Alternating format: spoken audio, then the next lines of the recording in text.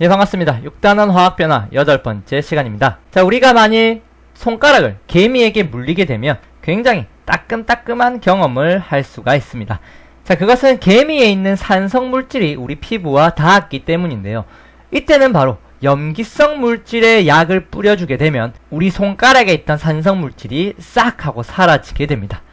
이것이 바로 중화 반응이라는 것입니다. 자, 중화 반응이 무엇이냐 하면 산과 염기가 만나서 서로의 성질이 약해지는 반응을 중화 반응이라 합니다. 대표적인 예시로는 속이 쓰릴 때 먹는 제산제가 있는데, 우리가 속이 쓰린 이유는 우리 위에 있는 위액이 산성 물질인데 이 위액이 너무 많이 나오게 되면 우리 위벽을 손상시키기 때문에 우리가 속이 쓰린 것입니다.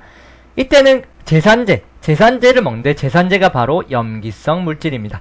이런 제산제를 먹어서 위액과 반응시켜주게 되면 위액의 산성이 사라지면서 속쓰림이 없어지게 되는 것이죠. 또 다른 예로는 호수의 산성비나 여러가지 이유로 호수가 산성화되었을 때 물고기가 살기 어려운 환경에 놓이게 됩니다. 그래서 이 호수의 산성화를 막기 위해 헬리콥터 같은 것으로 염기성 물질을 호수에 뿌려주게 되면 호수가 산성화되는 것을 우리가 이렇게 막을 수가 있죠. 이렇듯이 산과 염기를 함께 만나게 하여서 서로의 성질을 사라지게 하는 것이 중화 반응입니다. 중화 반응에서 산과 염기가 만나서 그 성질이 사라지는 이유는 바로 산과 염기가 만나서 물을 생성해버리기 때문이죠.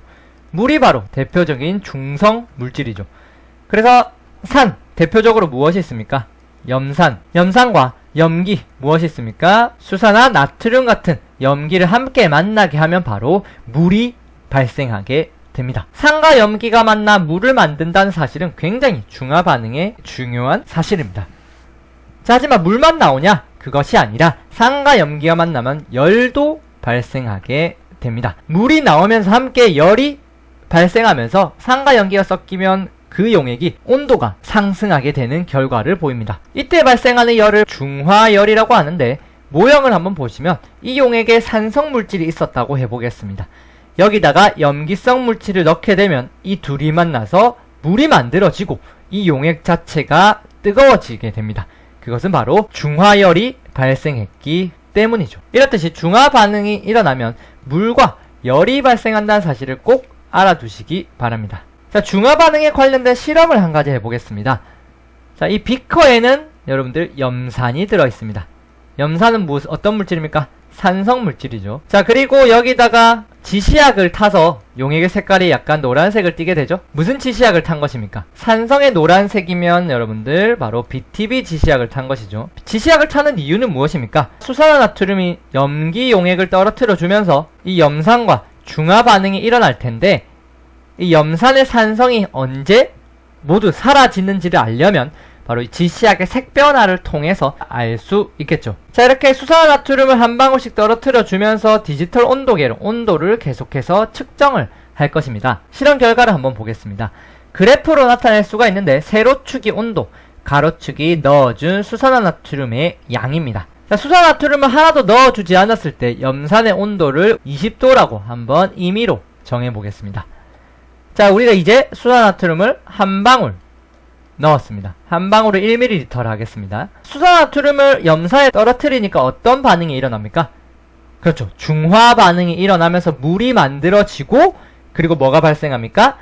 예, 열이 발생하게 되면서 용액의 온도가 20도에서 이번에는 21도로 상승을 하게 됩니다. 자, 이번에 수산화나트륨을 한 방울 더 넣었습니다. 2ml 넣었더니 또 중화 반응이 일어나서 이번에는 온도가 22도가 되었다고 해보겠습니다. 중화 반응이 일어났기 때문에 이렇게 온도가 상승한 것이죠. 자, 한 방울 더 넣어줬더니 또 온도가 상승하게 되었습니다. 이번에는 온도가 23도였습니다. 자, 그렇다면 수산화나트륨을 계속 넣어주게 되면 온도는 계속해서 상승하게 될까요? 그렇지 않습니다. 만일 수산화나트륨을 한 방울 더 넣어줬는데도 불구하고 온도가 오르지 않거나 또는 온도가 내려가게 되는 현상이 일어났다면 중화 반응은 언제 끝난 것입니까? 수산화나트륨을 3ml 넣어준 이 시점에서 모든 중화 반응이 끝이 난 것이죠. 온도가 올라가려면 염산에 있는 산성과 수산나트륨이 만나서 열을 발생시켜야 되는데 수산나트륨이 3ml 들어간 이 순간부터는 염산에 산성이 남아있지 않아서 더 이상 중화 반응을 일으키지 않기 때문에 온도가 더 이상 올라가지 않거나 오히려 내려가는 결과를 보이게 되죠.